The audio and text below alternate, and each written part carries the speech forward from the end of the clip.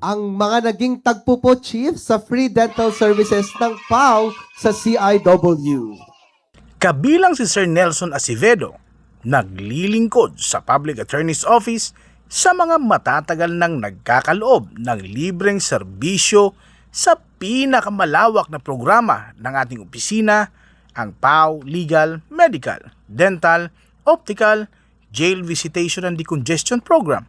Kaya naman naroon siya sa nasabing aktibidad na idinaos sa Correctional Institution for Women o CIW sa Mandaluyong City.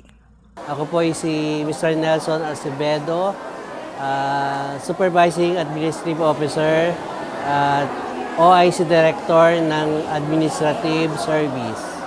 Since 1996, ako 29 years na naninilbihan sa PAO. Sa unang programa ng medical vision ni PAO Chief, nandun na ako sa simula pa lang. Ang planning ko dito sa medical mission ay bilang isang nurse. No? By profession, nurse po ako. Bilang nurse ay mahalaga ang kanyang ginagampanan sa free dental services ng Public Attorney's Office. Nagbe-BP po tayo, kinukunan natin yung blood pressure ng mga gustong magpabunot. Importante yung pagkuha ng blood pressure bago bunutan kasi pag mataas ang pressure, sigurado madugo yan. So, tataas pa lalo yan pag nabunutan. So, kailangan makita natin yung baseline.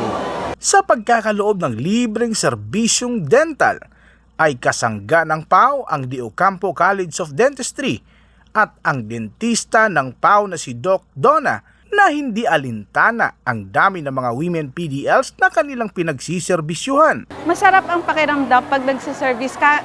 Mas maganda nga, mas marami, mas nakakataba ng puso kasi ang dami mo napaglilingkuran, ang daming natutulungan. Hindi lahat ng agency ganito na naglilingkod tayo ng libre.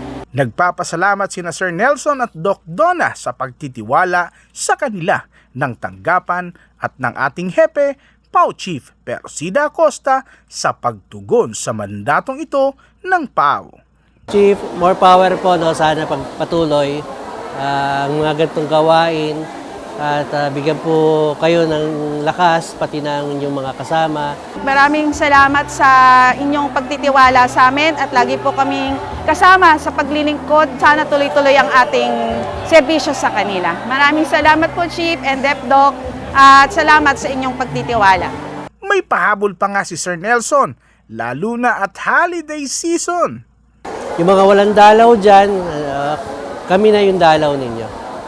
Para sa hashtag Pala News, ako si Gerald Dranyes, Persida Acosta, hustisya para sa masa, katarungan, laban sa kahirapan.